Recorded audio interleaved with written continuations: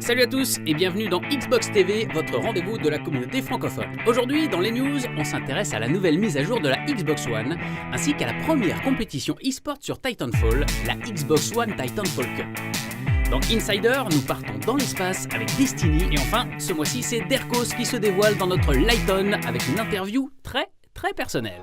On commence avec la mise à jour de septembre. Au programme, l'arrivée très attendue d'un nouveau lecteur média qui vous permet désormais de lire vos fichiers depuis un disque dur ou une clé USB. Mais ce n'est pas tout, de nouveaux formats vidéo et audio seront disponibles d'ici la fin de l'année, tels que les MPEG 2, les GIFs animés ou encore le MKV. Si vous êtes fan de musique, de séries ou de cinéma, cette mise à jour devrait vous ravir.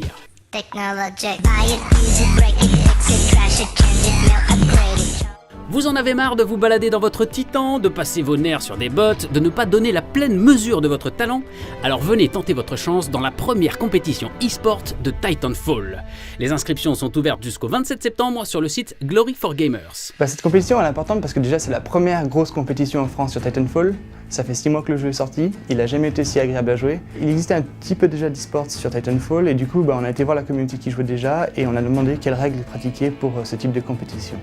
En 5 contre 5, les matchs par élimination permettront de sélectionner les participants aux demi-finales qui auront lieu début octobre.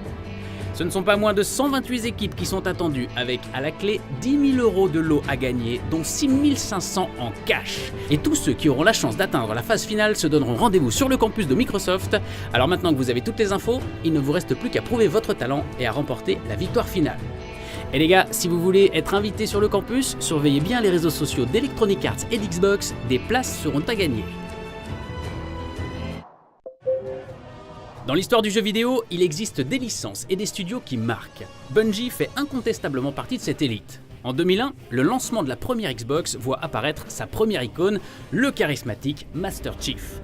Ravi de vous voir, adjudant. Et cette année, Bungie entend bien récidiver avec un nouveau titre qui a fait une entrée fracassante dans le cœur des joueurs lors de sa bêta en juillet dernier. Avec Destiny, Bungie veut entrer dans une nouvelle ère de jeux vidéo. Pour savoir si ce pari fou sera réussi, la parole est aux joueurs. À vrai dire, je me suis retrouvé comme si c'était un parfait mélange de tout ce qu'avait fait Bungie par le passé dans une nouvelle sauce.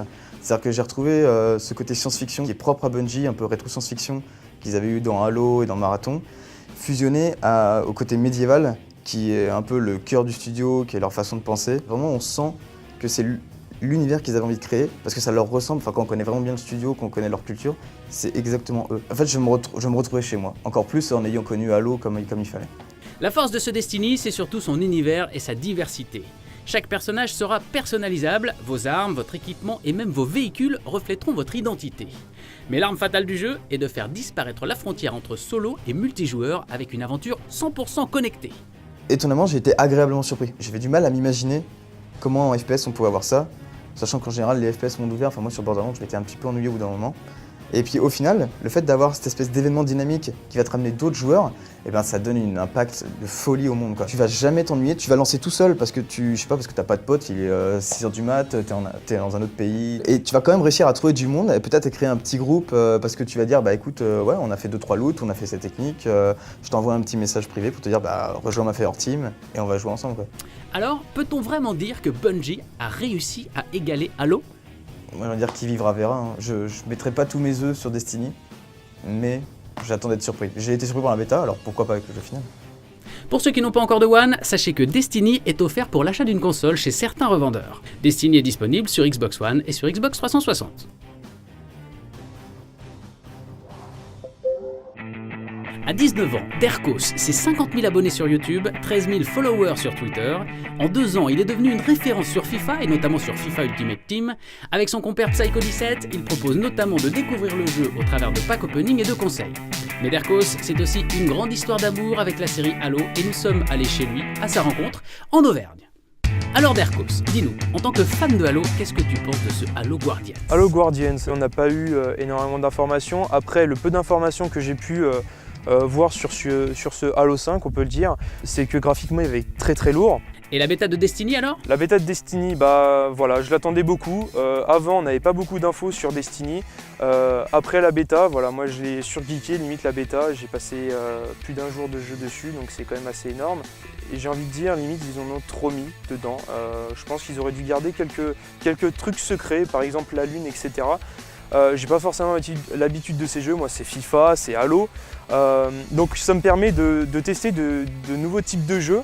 Et en plus de ça, voilà, c'est un côté futuriste un petit peu à la Halo. Non, franchement, j'aime beaucoup. Bon, on pouvait bien sûr pas éviter la question. Quel est ton avis sur FIFA 15 ? Ça va être du lourd, je pense, parce que j'ai pu tester pas mal Ultimate Team, comme je suis spécialisé là-dessus. J'ai beaucoup aimé.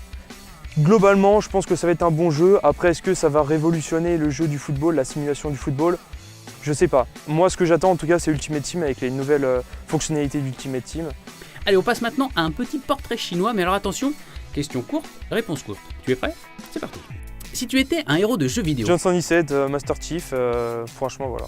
si tu étais un type de jeu, Les FPS. si tu étais un jeu indé, C'était un jeu indépendant. Super Meat Boy, je pense. Ouais. oh yeah, bon choix. Si tu étais un jeu solo, Assassin's Creed.